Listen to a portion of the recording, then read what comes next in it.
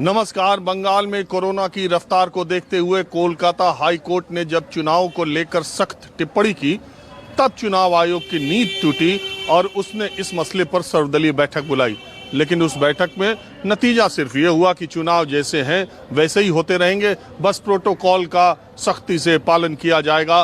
कल चुनाव बंगाल में होना है, आप भी देखिएगा कि कितनी सख्ती से प्रोटोकॉल का पालन हुआ जा रहा है और हम भी आपको दिखाएंगे। और रैलियां हो भी रही हैं। आज ही के दिन भारतीय जनता पार्टी के वरिष्ठ नेता अमित शाह, राष्ट्रीय अध्यक्ष जेपी नड्डा और ममता बनर्जी पश्चिम बंगाल की मुख्यमंत्री, इन सारों ने नेताओं ने खूब रैलियां की, खूब रोड शो किए, सोशल डिस्टेंसिंग की धज्जियां दोनों जगह उड़ी। कोई इसके लिए एक जगह कहने की बात नहीं है। अब इसके बाद आगे क्या होगा इस पर निगाहें लगी हैं, लेकिन हम ये जानने के लिए आए हैं कि आम लोग क्या सोचते हैं कि इस कोरोना की रफ्तार में चुनाव आयोग का ये फैसला ठीक है, या जैसी ममता बनर्जी की डिमांड थी कि सारे चुनाव एक साथ क्लब कर दिए जाएं, वो ठीक थी। और दूसरी बात ये कि कोरोना को लेकर कोलकाता में डर कितना ज्यादा है। दादा, आप ही से शुरू करते हैं। बात हमारी सब सुनी ली, अब आगे आप बताइए।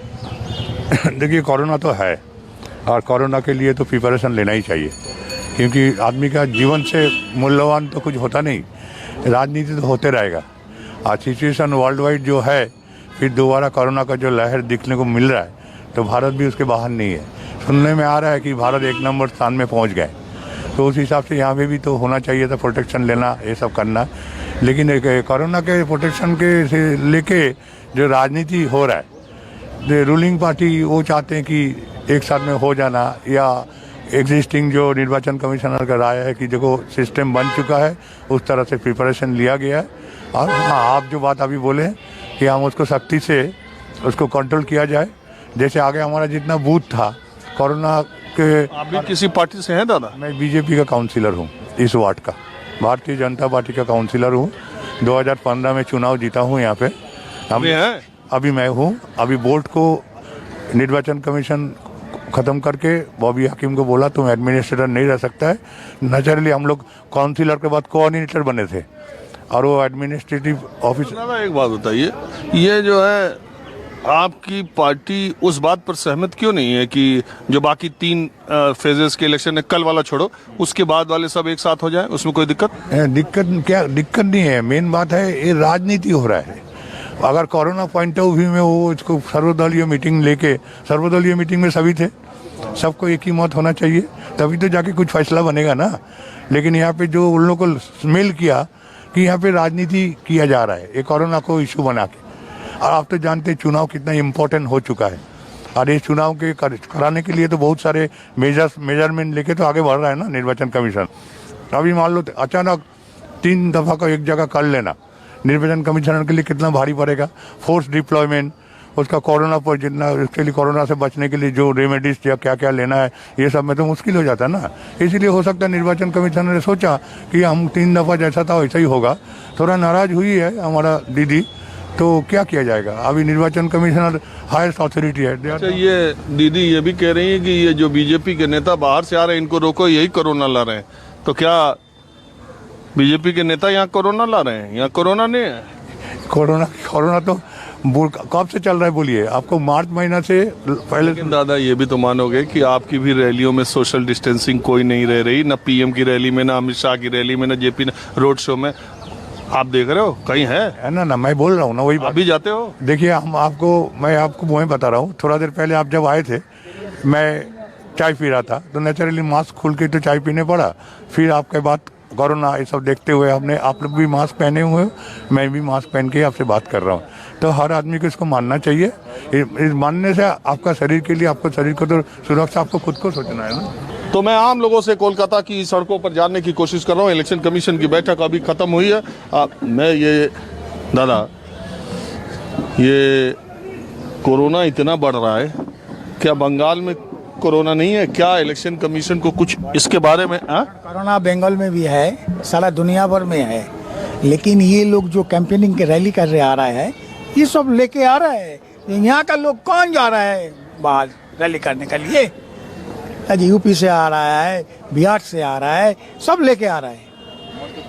खाली हम लोग को। आप भी वही बात कर रहे हैं जो ममता बनर्जी कह रही हैं। नहीं ममता बनर्जी नहीं कर रहा है ये काज, हकीकत है ये चीज। हमारा परियायी श्रमिक कौन है? ये सब लोग ही आ रहे हैं। हम लोग को यहाँ से लोग आदमी जा रहे हैं बाहर, तो ये लोग लेके आ रहा है रैली करने के लिए। अरे दादा, आप क्या बात करते हैं? जहां आपको मालूम है कोरोना से बचने के सिर्फ एक उपाय क्या है, मास्क लगाओ। आपने लटकाया हुआ है, मास्क लगाओ और इसके बाद सोशल डिस्टेंसिंग रखो, यही तरीके है ना। कोई तो नहीं कर ये तो किसी भी रैली में नहीं हो कोई नहीं हो रहा है, ना तृणमूल में हो रहा है, ना बीजेपी में हो रहा है, ना कांग्रेस में हो रहा है, कोई पार्टी में नहीं हो रहा है, तो कैसे जाएगा? तब ये लोग लेके आ रहे हैं, क्या करेगा? अब देखिए ना, कल आपको जो नहा छान था साधु लोग का, 14 लोग को एक साथ में नहाया। ओ, कुंभ। ये कोई बात है? तरीका होता है? तो हम लोग को तो पहले तो उसको रुकना चाहिए था, उधर जा नहीं सकता है, कौन जाएगा वहाँ वो रुकने के लिए? तो यहाँ सब आके यहाँ बोल रहा है ये नहीं हो रहा है, वहाँ नहीं हो रहा है। ममता बनर्जी को जितना सोर्स है वो टेस्टिंग करा रहे हैं। आपको मालूम है पश्चिम बंगाल देश में कोरोना टेस्टिंग के मामले में 10वें स्थान पर है।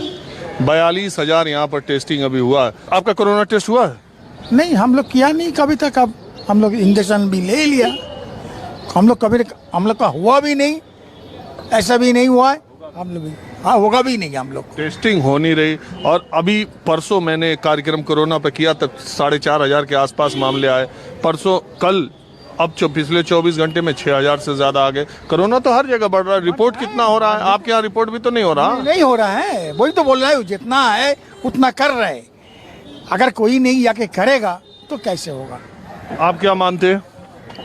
ये जो इलेक्शन कमीशन से आज बैठक हुई और ये हुआ कि कोरोना प्रोटोकॉल को फॉलो किया जाएगा। मैं इस वक्त कोलकाता की राज बिहारी कॉन्स्टिट्यूंसी में हूँ, यहाँ 26 तारीख को इलेक्शन होना। आपको लग रहा है कि ये चुनाव में कोरोना प्रोटोकॉल इस ऐसे लागू हो पाएगा, या आपको लग रहा है कि चुनाव के बाद कोलकाता और बंगाल में कोरोना की कुछ दूसरी ही स्थिति सामने आएगी? देखिए, पहले बात तो ये है, ये जो 7-8 दफा में रफा हो रहा है, ठीक है, दफा में रफा हो रहा है। आज कोई सोचेगा ये कोरोना बढ़ रहा है तो आप उसको घटाओ, एक दफा में कर दो, खत्म करो। आप क्यों उसको लेंदी कर रहे हो?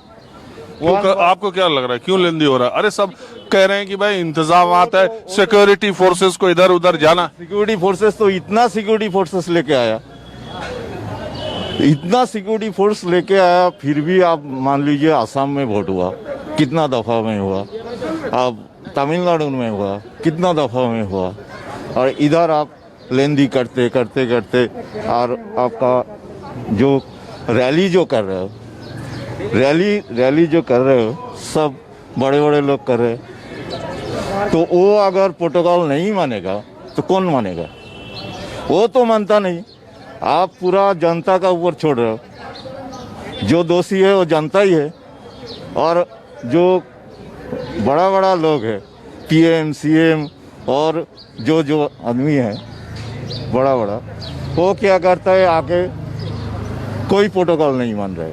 अच्छा, एक बात बताइए दादा, मैं आपसे ये जानना चाह रहा हूँ, क्या आपको लग रहा है कि कोरोना जिस तरह से बढ़ रहा है, कहीं ऐसा तो नहीं है कि पहले 4 चरणों में जो मतदान का प्रतिशत था करीब 80%, अब आने वाले 4 चरणों में थोड़ा इसमें गिरावट भी आ सकती है, कम वोट भी पड़ सकते हैं, लोगों में डर भी हो सकता है कोरोना को लेकर? देखिए, अगर कोरोना का ग्राफ देखिएगा तो पहले जब शुरुआत हुआ था उस समय कोरोना ठीक ठाक था, बीच में एकदम घट गया था। बंगाल में कोरोना है ही बोल के कुछ है नहीं था। अरे वो तो टेस्ट भी नहीं हो रहा था। टेस्ट भी नहीं, जो भी हो, बेड भी किसी आदमी ने बेड में भर्ती भी नहीं हुआ था। बाद में जब इलेक्शन की चुनाव डिक्लेयर, ये माने इलेक्शन का ये डिक्लेयर किया, तो अब इसमें 8 दफ़ा क्यों किया?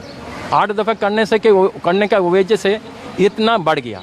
अगर 1 दफ़ा 2 दफ़ा ख़त्म कर देता, लाइक अदर स्टेट्स में जैसा हुआ, वह बंगाल में जैसे ऐसा 1 दफ़ा 2 दफ़ा में कर देता तो इतना नहीं बढ़ता। लेकिन ये आना जाना, इतना आदमी आ रहा है, इतना आदमी जा रहा है, इसके वजह से इतना बढ़ गया यहाँ। नहीं, तो मेरा ये सवाल है कि क्या कोरोना की वजह से कम वोट भी पड़ सकते हैं क्या? और कम वोट पड़े तो नुकसान किसको लगता होगा?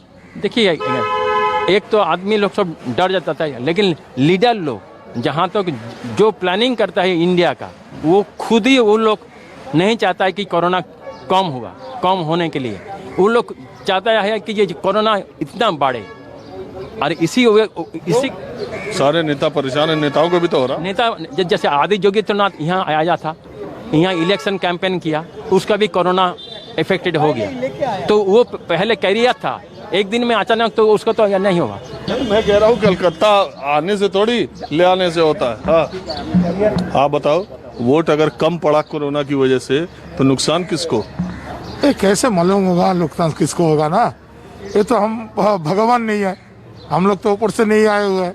कौन है नुकसान हो जाएगा क्या हो जाएगा तो मालूम नहीं है। एक बात सही है, कोरोना जिस तरह फेट कर रहा है, अभी जिस तरह फेट कर रहा है, उसमें तो दिक्कत की बात है।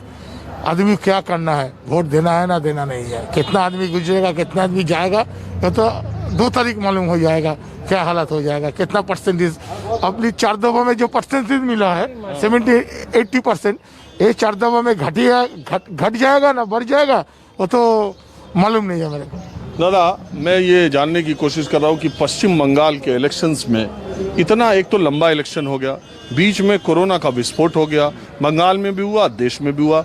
अब आम आदमी को एक ही अधिकार है, वो मत का अधिकार है।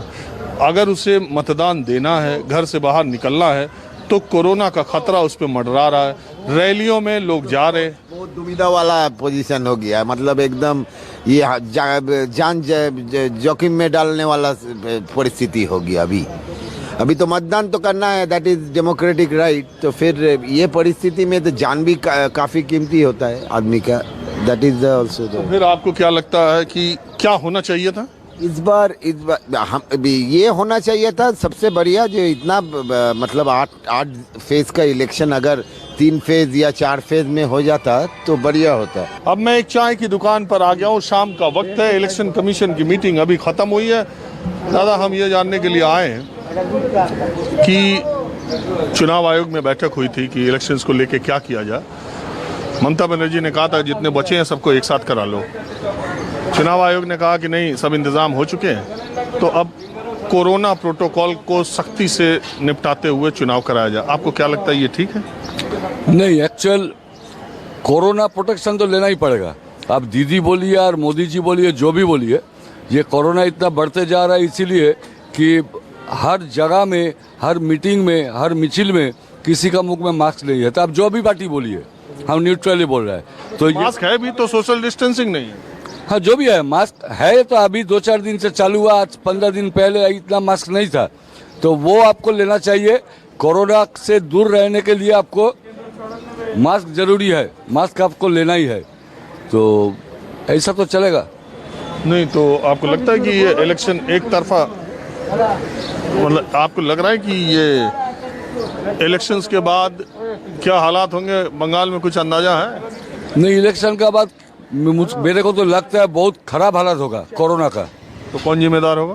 कोरोना का जिम्मेदार होगा ये लोग, सब जिम्मेदार होगा, हर आदमी। और ऐसा हम लोग का आदमी जो यहाँ पर कलकत्ता में है, वेस्ट बंगाल में है, उन लोग का कोई सचेतनता नहीं है। बिना मास्क लेके घूमता है, दुकान जाता है, बाजार जाता है, अड्डा मारता है, ये नहीं है। जैसे हम अभी मास्क खुल के चाय पी रहा है, इसके बाद हम फिर मास्क पहन लेंगे। अरे आप सफाई न दो, हमने देखा आप चाय पी रहे हो, तो मास्क लगा के आप चाय। इसीलिए हम बोल रहे हैं, जब कोई नहीं पढ़ रहा है तो हमको तो पढ़ना चाहिए ना। हम इसीलिए बोल रहे हैं कि सबको मास्क पहनना चाहिए। अब कुछ और लोग हमारे साथ हैं, मैं ये जानने के लिए आज आया हूँ कि ये जो इलेक्शन कमीशन और ये चुनाव को लेकर के कि ममता बनर्जी ने जो कहा कि एक ही बार में चुनाव कर दिया जाए, इसमें उनकी क्या रणनीति आप समझते हैं कि क्या बात है जो वो ये ऐसा कह रही?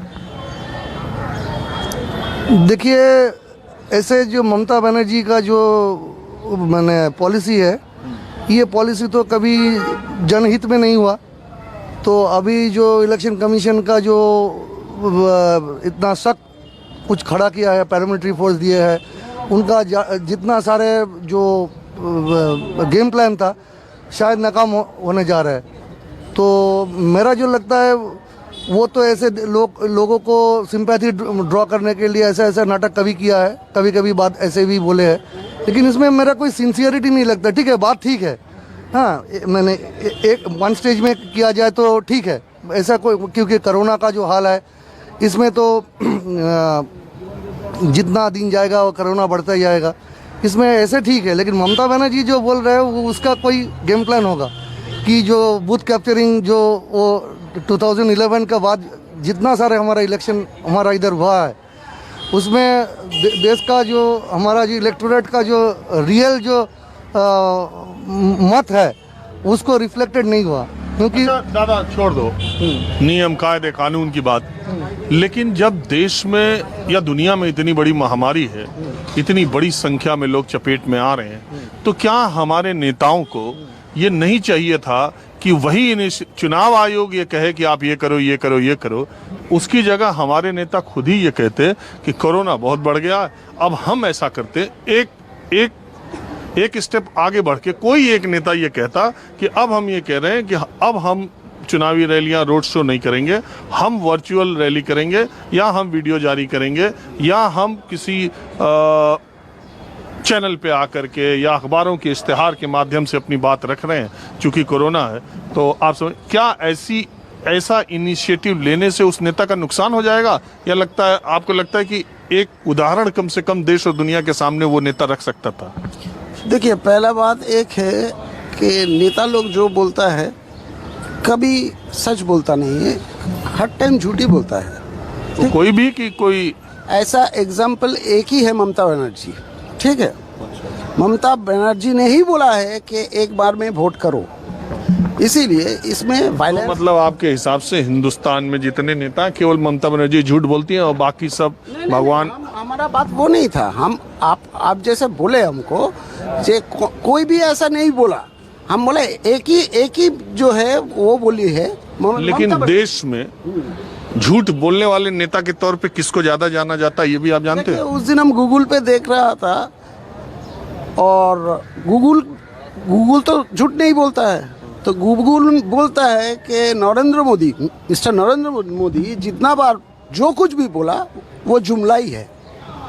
15 लाख रुपया नहीं मिला, किसान लोग मर रहा है, कुछ हाल नहीं हो रहा है, तो हम किसको विश्वास करें? इतना बार आता जाता है, एक बार भी नहीं बोला कि देश का इकोनॉमी डूब रहा है, तो किसको हम विश्वास करें? आप तो ममता बनर्जी एक ही ऐसी औरत है जैसे लॉकडाउन में हाथ में चौक लेके निकल गई, रोड में गोल गोल सर्कल घुमाती रहे। किसके लिए? पब्लिक के लिए, पब्लिक सेफ रहे, उसका जान का परवाह नहीं है, उसका भी हो सकती है। तो अभी तो आप बोल रहे थे कि ममता बनर्जी बहुत झूठ बोलती है। नहीं, हम एक बार भी नहीं बोला ममता बनर्जी झूठ बोलती है, हम बोला सारे नेता झूठ बोलते हैं। आप भूल इंटरप्रेट कर रहे हैं। अच्छा, नहीं तो ठीक है, आप सुधार लीजिए। हाँ, हम बोला कि कोई भी नेता ऐसा नहीं है बाहर से जो लोग आए हैं, ठीक है, वो सच बोल के वोट मांगता है। वो लोग चाहता है भीड़ हो रहा है कोरोना। अच्छा, बहरहाल ये अब हमारे समय ख़त्म हो गया। आज शाम की बैठक हुई थी, मैं जाते जाते, आप दो लोग हैं, नहीं अभी और से नहीं, मतलब बात को यहीं ख़त्म करते हैं। ये बताइए इस बार आपको लग क्या रहा है, आ कौन रहा है सरकार में? ममता बनर्जी आ रहा है। और आपको? मेरा तो लगता है यहाँ पे वाम मोर्चा का सरकार बनने वाला है। हुगली नदी की तरह उल्टा बहा रहे क्या गंगा? नहीं, वाम मोर्चा का सरकार आने का बहुत चांस है, क्योंकि यहाँ पर मैंने बंगाल का जो आवाम है उसने देखा है कि ये लास्ट 11 ईयर्स में ममता का टाइम में और मोदी का टाइम में दोनों जो बोला है, दोनों झूठ बोले हैं, ठीक है ना, दोनों झूठ बोले हैं। ममता दीदी जैसे बोले थे कि सत्ता में आने का बाद समय का। दादा अब आप आ गए, आप बताइए ये चुनाव का कौन आ रहा है बंगाल में?